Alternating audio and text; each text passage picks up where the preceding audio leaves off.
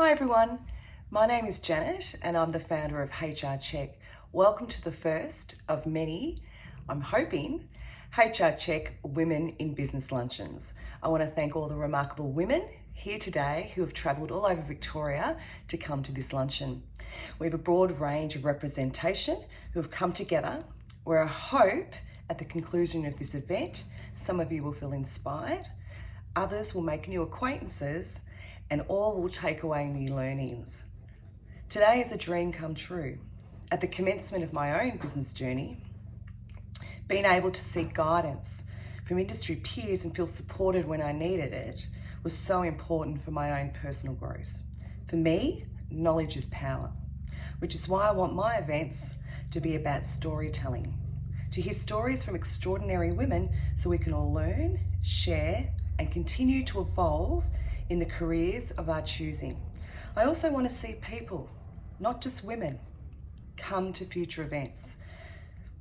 The more we know as a community, the better leaders and advocates for change we will become. I want to kickstart this event by sharing the first story, which correlates directly to our theme and part of my initiative, the Girl Whisperer Diaries, young girls who grow up into women and share their career stories. So we, particularly people like myself in HR and safety, can all learn and understand them. You can be anything you want to be. I know I'll do this story an injustice as I only have a few minutes, but I want to bring attention to it so one day she can tell it herself. It's about an inspirational woman, a story of triumph, courage, resilience, when she came before many others in the field of her choosing. I'm going to rewind the clock back to 1989. Your 17-year-old daughter chooses the career of her choice. Imagine you can see into the future where you could tell her this. You're about to embark on a professional journey where 99.95% of your peers in industry will be men.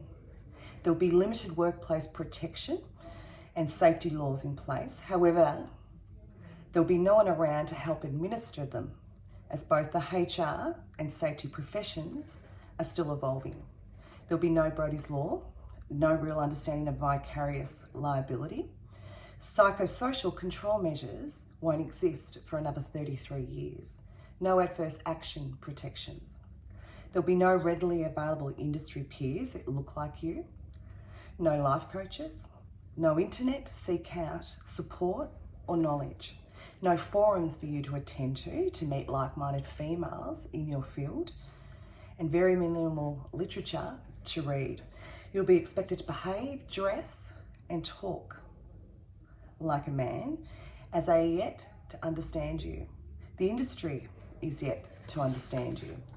Finding the right PPE and ensuring it fits will also be a challenge. Start your apprenticeship and be surrounded by boys. In fact, nearly 800, where you realise you are the only girl at first and then joined by another later in your first year.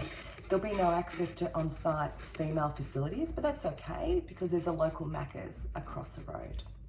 You'll also find some physical strength that you never knew you had because you had to carry your own toolboxes.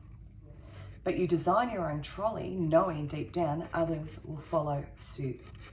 During trade school days, you'll be pushed, shoved, poked, grabbed, verbally abused, teased, resented, and pranked. It'll start off daily, but eventually will slow down to weekly, maybe monthly, as the years go by. Once you're on the tools, unfortunately, you're going to experience a little bit more with men hovering over you, ignoring you, disrespecting you, questioning your credentials, commenting about your appearance and physical capabilities to a point it becomes exhausting. But you keep going. Others will take credit for your work, steal your inventions, be scared to admit that they were trained or shown how to do something by a female. Yet, you let it go as you're yet to find your voice. Finally, you experience what you always long for. Your peers are starting to be nice to you. You will be required to work at heights without a ticket or harness, and you will fall off a roof or two, a two-story building, or 3. But as long as you let go of the guttering so you don't cut your hands, you'll be okay because you can keep working. You will feel a sense of happiness, achievement, self-fulfillment, determination, and strength, yes.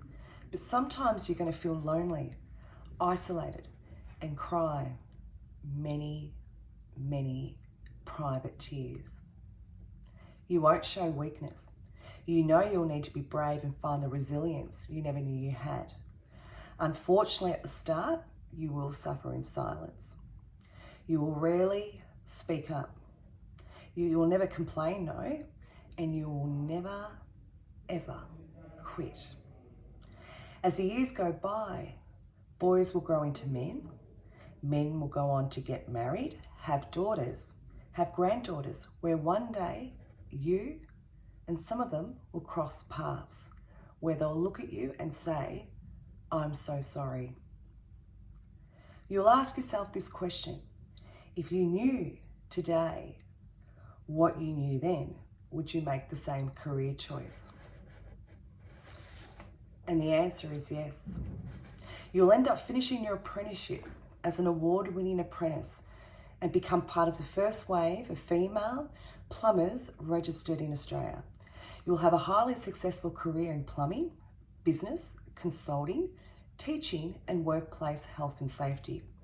At the time of your graduation, there might be maybe 20 or so registered female plumbers, and you'll be one of maybe 3 fully licensed female plumbers operating in Victoria and who work the tools alongside 20,000 other male counterparts.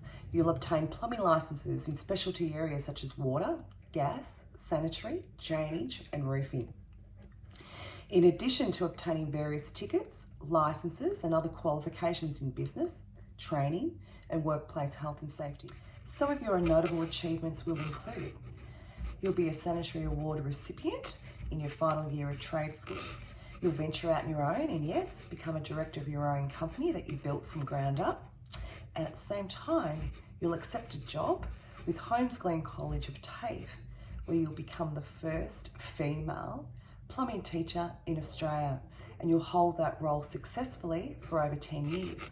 You'll work on various government initiatives and projects, including the joint venture between Melbourne Water and the Victorian Government for the Victorian Green Plumbing water saving launch, where you and another male plumber will become their face.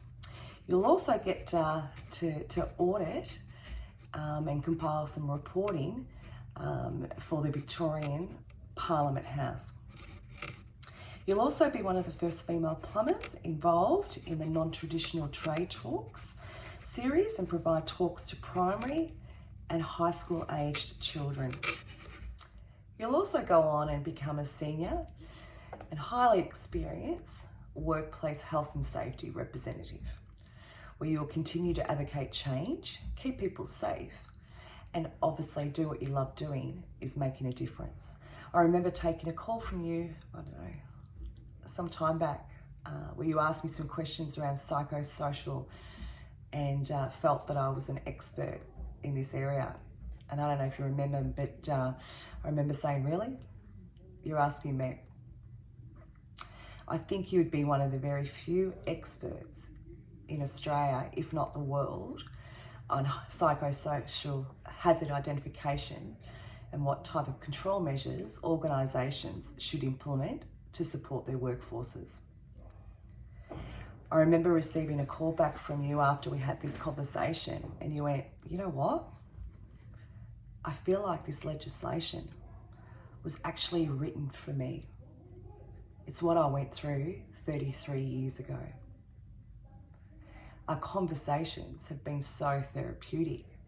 I never thought back then what happened and what I learned to where we are today. I feel like as a safety professional, I can 100% help pave the way so others never experience what I went through at that start of their own journeys. And if I can make a difference, then I've done my job. I will never, ever put you on the spot. It's happened to me.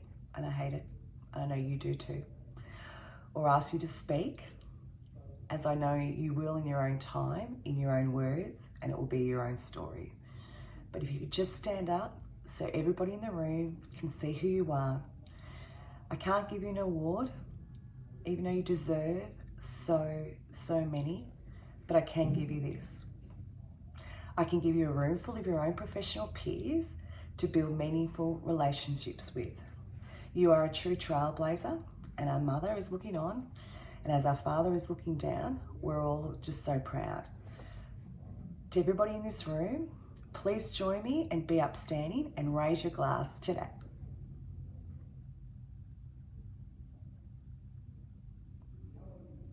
To my sister, Tania Obee.